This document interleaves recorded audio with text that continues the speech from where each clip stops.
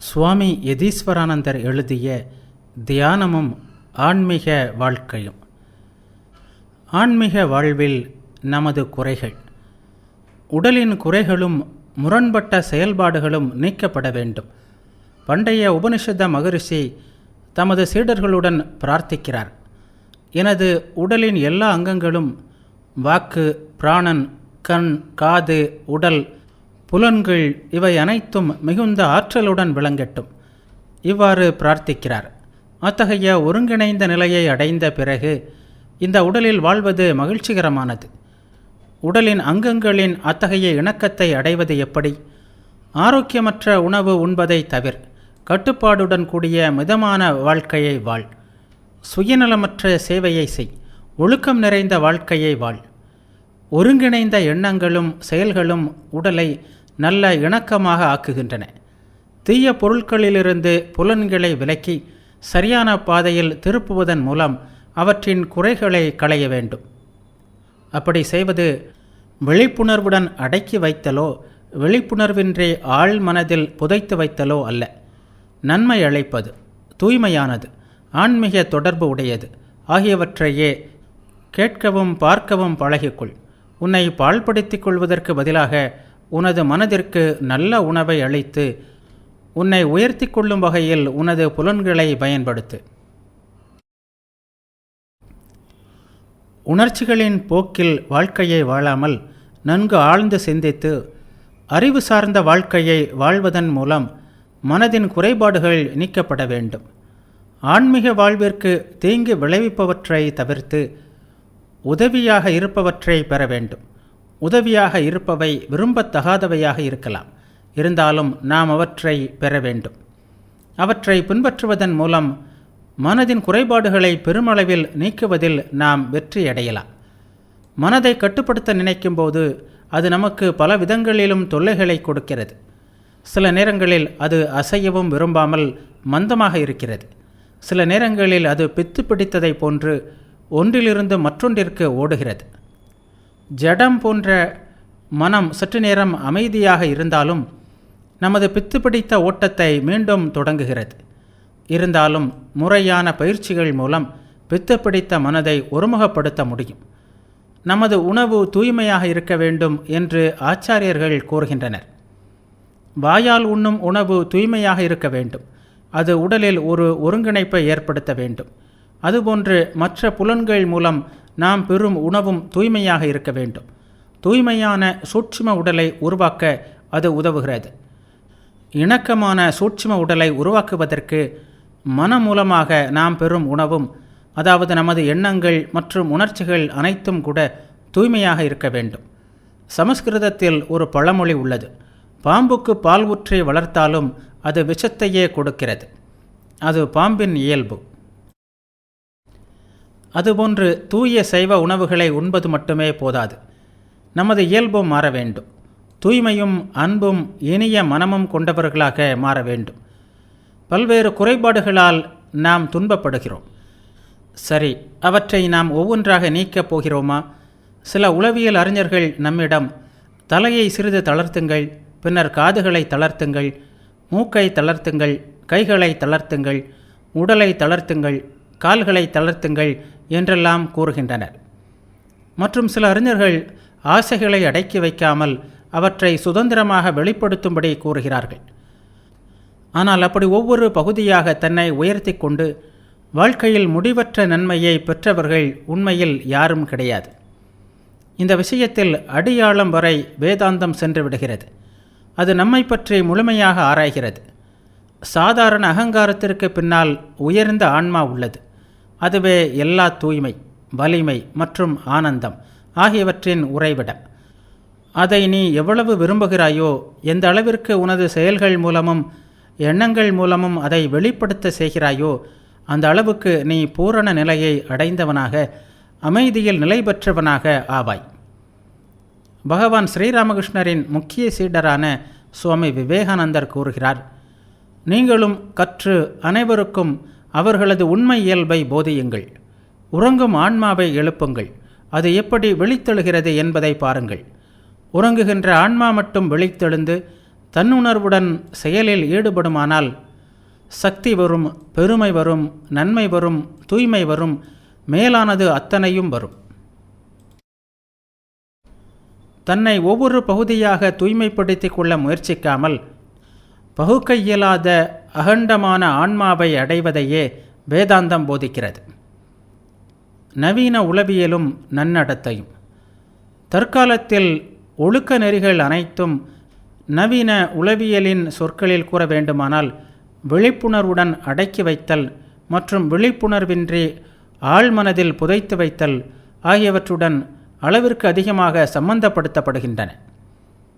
உயர்ந்தவற்றை நோக்கி புலன்களை திருப்ப வேண்டும் என்பதையே பண்டைய இந்திய ரிஷிகள் கூறுகின்றனர். நாம் காதுகள் மூலம் புனிதமானவற்றை கேட்போமாக, கண்கள் மூலம் புனிதமானவற்றை பார்ப்போமாக, பரமாத்மாவை நாம் போற்றி வழிபடுவோம். திடமான உடல் உறுப்புகள் மற்றும் புலன்களை பெற்று இறுதி வரை நன்கு வாழ்வோம். புலன்கள் மற்றும் மனதை கட்டுக்குள் வைத்திருக்கும் போதும் ஆன்மீக வாழ்க்கையை முரண்பாடுகள் இன்றி இயல்பாக வாழும்போதும் ஒருவன் உண்மையில் மன இயல்பையும் ஆனந்தத்தையும் உணர்கிறான். மன தூய்மை பெறும் நெறிமுறைக்கு ஆன்மீக மொழியில் நிர்மலமாக்குதல் என்றும் உளவியல் மொழியில் உயர்ந்தவற்றை நோக்கி நெறிப்படுத்துதல் என்றும் பெயர். இச்சைகளை, அதாவது சம்ஸ்கார வாசனைகளை உயர்ந்தவற்றை நோக்கி திருப்பும் முறை அது. நவீன உளவியல் கண்டுபிடித்துள்ள ஓர் உத்தியை பாரதத்தின் பண்டைய ஆன்மீக ஆச்சாரியர்கள் மிகவும் விளக்கமாக அறிந்திருந்தனர். மனநோயாளிகளின் மன சிக்கலுக்கு அடிப்படையாக உள்ள மன ஆழங்களில் புதைந்திருக்கும் காரணங்களை உணர்வு நிலைக்கு அல்லது நினைவிற்கு கொண்டு வருவதே நவீன உளவியல் ஆராய்ச்சி முறையின் முக்கிய நோக்கம். நேர்மையற்ற உளவியல் அறிஞர்கள் சிலர் நோயாளிகள் தங்களது இயல்பான இச்சைகளை கட்டுப்படுத்தாமல் அவற்றின் போக்கில் அனுபவிக்க வேண்டும் என்று கூறலாம். ஆனால் சிறந்த உளவியல் அறிஞரான டாக்டர் ஹார்ட்ஃபீல்ட் பின்வருமாறு கூறுகிறார்: மனநோயை நீக்க வேண்டும் என்ற நோக்கத்தில் உனது இயல்பான இச்சைகளை வெளிப்படுத்து என்னும் அறிவுரை வழங்கப்படுகிறது. அது மிகவும் முட்டாள்தனமானது.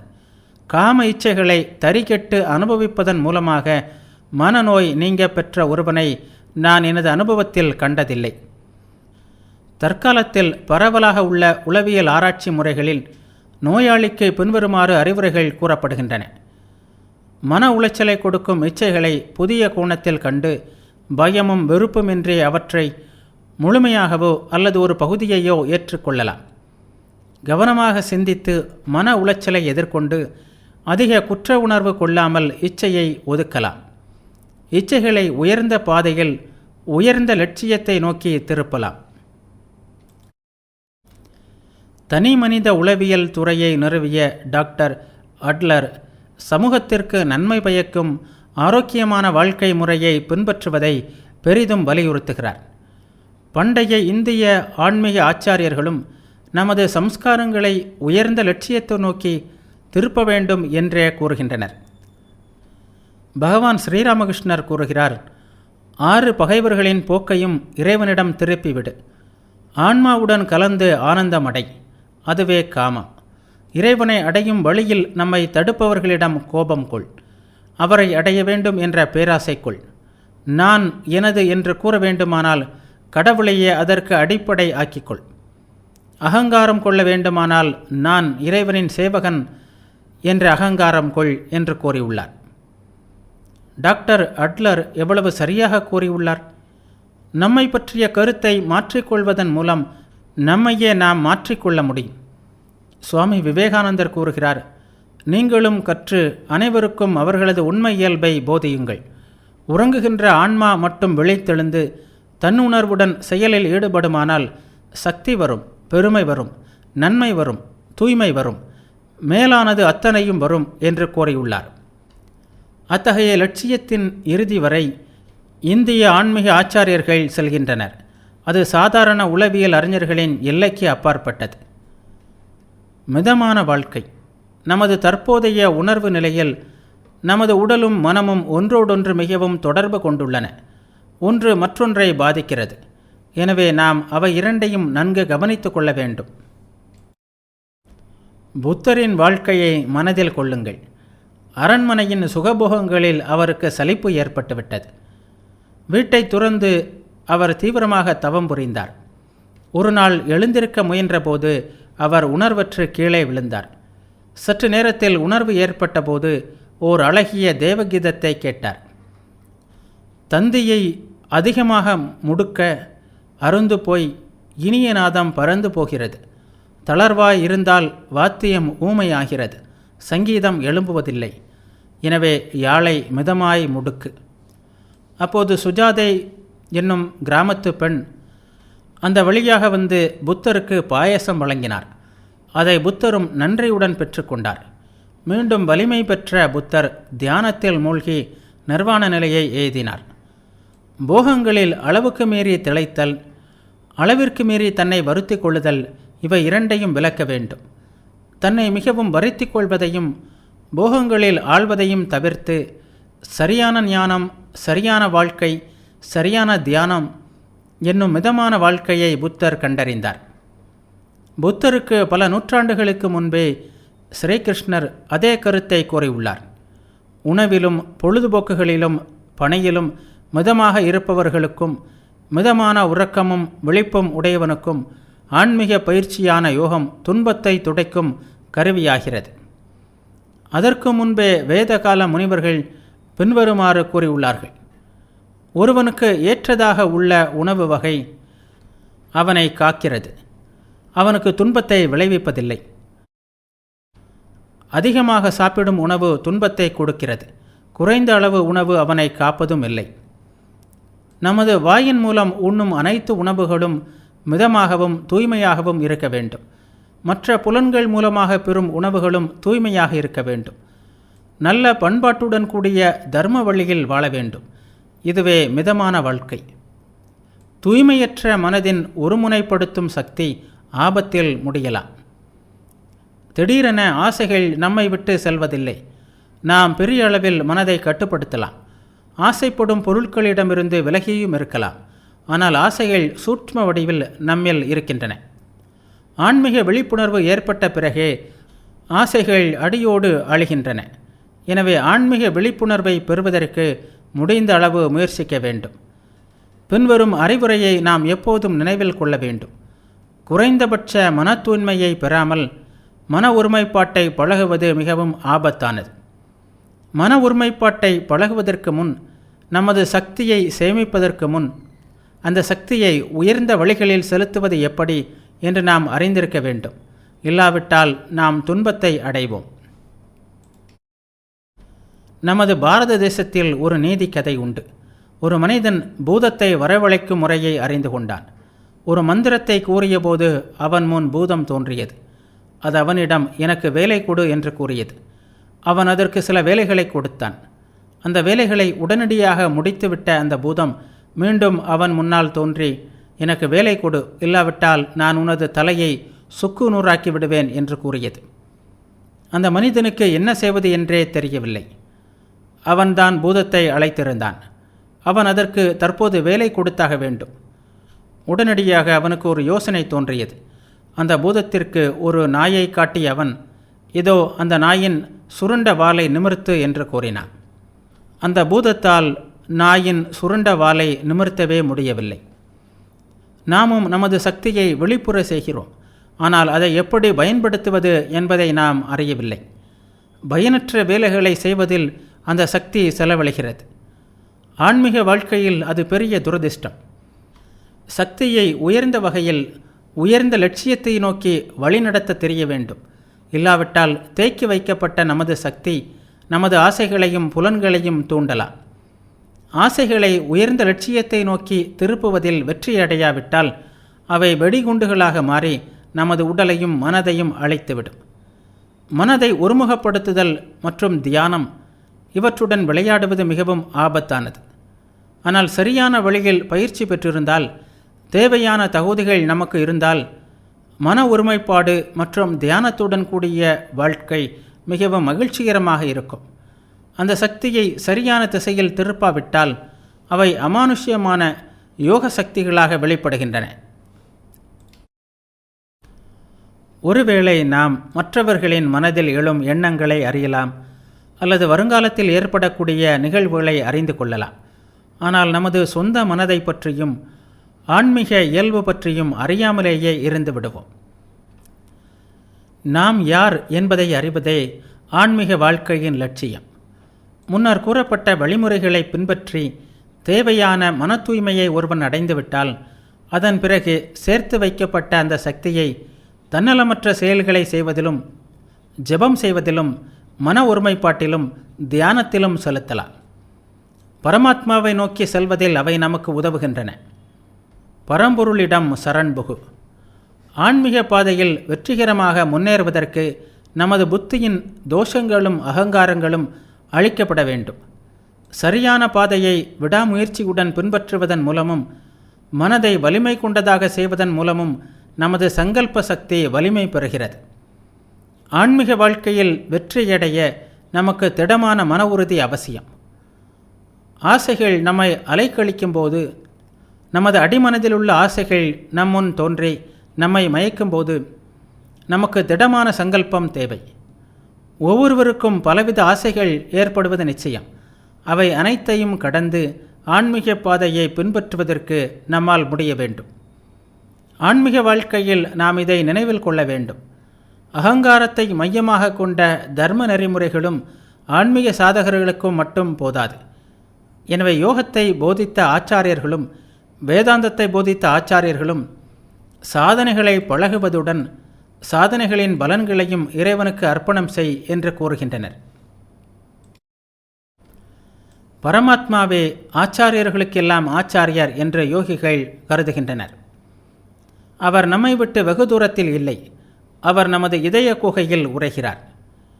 மேற்கத்திய நாடுகளில் பொதுவாக இறைவனை ஆச்சாரியர்களுக்கெல்லாம் ஆச்சாரியராக ஏற்பதில்லை.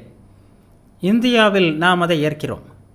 நமது பெற்றோர்கள் நம்மை இந்த உலகத்திற்கு கொண்டு வந்தனர். ஆன்மீக ஆச்சாரியர்கள் ஆன்மீக உலகத்தில் நம்மை பிறக்க செய்கின்றனர். பிறப்பு, இறப்பு, துன்பம், துக்கம் இவை அனைத்தையும் கடந்து செல்வதற்கு அவர்கள் நமக்கு உதவுகின்றனர். வேதாந்தத்தை பொறுத்தவரை பரமாத்மாவாகிய இறைவன் ஆச்சாரியர்களுக்கெல்லாம் ஆச்சாரியர் என்பது மட்டுமல்ல, அவர் எல்லா ஆன்மாக்களுக்கும் ஆன்மாவாக விளங்குகிறார். ஒவ்வொருவரும் அந்த எல்லையற்ற பரமாத்மாவின் ஒரு பகுதியே. ஆரம்ப நாட்களில் பரமாத்மாவை பற்றிய நம்பிக்கை இருந்தாலும் இல்லாவிட்டாலும் நமது மனமும் புலன்களும் தூய்மையடையும் போது நாம் நம்முள் உறையும் நமது ஆன்மாவை அனுபவத்தில் உணர்கிறோம். அதில் முன்னேறும் அளவிற்கு ஏற்ப நாம் உண்மையில் பரமாத்மாவின் அங்கங்களே என்பதையும் உணர்கிறோம். அத்தகைய உயர்ந்த உண்மையே நமக்கு தேவை. ஆன்மாக்களாகிய நாம் எங்கும் நிறைந்த பரமாத்மாவின் பிரிக்க முடியாத பகுதிகள். உபனிஷதம் கூறுகிறது, எல்லோருடைய இதய குகையிலும் ஆன்மா மறைந்துள்ளது. தூய சூட்சுமமான உள்ளுணர்வு கொண்ட முனிவர்களால் மட்டுமே அந்த ஆன்மா காணப்படுகிறது. நாம் ஒவ்வொருவருக்குள்ளும் ஓர் அற்புத ஆற்றல் ஒளிந்திருக்கிறது. அதன் மூலமே ஆன்மா தன்னை அறிந்து கொள்வதுடன் பரமாத்மாவையும் அறிகிறது. தர்ம வழியில் வாழ்வதன் மூலம், பிரார்த்தனைகள், தியானம் இவற்றின் மூலமும் உறங்கிக் கொண்டிருக்கும் அந்த ஆற்றலை வெளித்தள செய்ய வேண்டும். அதன் பிறகே ஆன்மீக வாழ்க்கை உண்மையில் தொடங்குகிறது. அதன் பிறகே கத்தி முனையில் நடப்பதாக ஆன்மீக சாதகன் கூற முடியும். அவனிடமே உண்மை, உண்மையற்றது இவற்றை பிரித்தறியும் சிறந்த விவேக சக்தி ஏற்படுகிறது.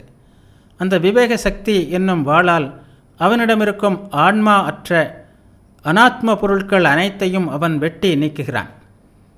நமது உடல், மனம், புத்தி ஆகியவற்றை ஆன்மாவாக எண்ணுவதிலிருந்து தன்னை விடுவித்துக் கொள்கிறான். அவன் தன்னை ஆன்மாவாகவே உணர்கிறான். ஆன்மாவாக விளங்கும் அவன் எல்லா ஆன்மாவிற்கும் ஆன்மாவாக விளங்கும் பரமாத்மாவின் பிரிக்க முடியாத பகுதியே தான் என்பதையும் உணர்கிறான். பௌதிகமான பொருட்களிலிருந்தும் மனம், உணர்ச்சிகள் ஆகியவற்றிலிருந்தும் தன்னை விடுவித்து கொண்டு புனிதமடைந்த ஆன்மா கத்தி முனையில் நடந்து பரமாத்மாவுடன் ஒருங்கிணைகிறது.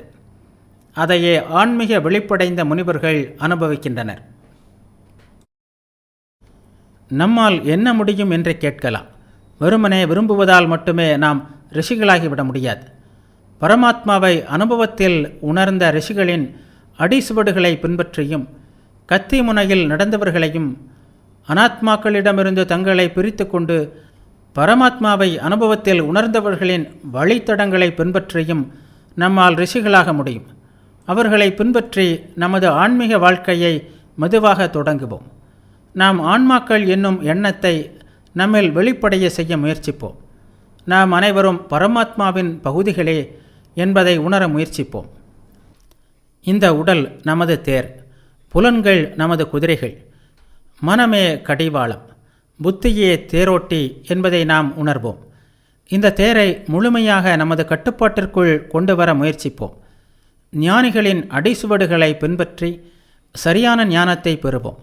மனதை அடக்குவோம், புலன்களை கட்டுப்படுத்துவோம், ஆன்மீக பாதையை விடாமல் பின்பற்றுவோம், விழித்து கொள்வோம், ஆன்மீக உறக்கத்திலிருந்து எழுவோம், படிப்படியாக ஆன்மீக பாதையில் முன்னேறுவோம். எல்லோருக்கும் ஆன்மாவாக விளங்கும் உண்மையான ஆன்மாவை அனுபவத்தில் உணர முயற்சி செய்வோம். நமது லட்சியம் கைகூடும் வரை விடாமல் முயற்சி செய்வோம். கத்தி முனையில் நடப்பதன் மூலம், ஆன்மீக பாதையை திடமாக பின்பற்றுவதன் மூலம் நாம் விழிப்புணர்வையும் ஆனந்தத்தையும் பெறுவோமாக. மற்றவர்களும் அந்த கத்தி முனையில் நடப்பதற்கு உதவுவோமாக. ஆன்மீக பாதையில் அவர்களும் பயணித்து அவர்களும் அதே விழிப்புணர்வும் ஆனந்தமும் பெறுவதற்கு உதவுவோமாக.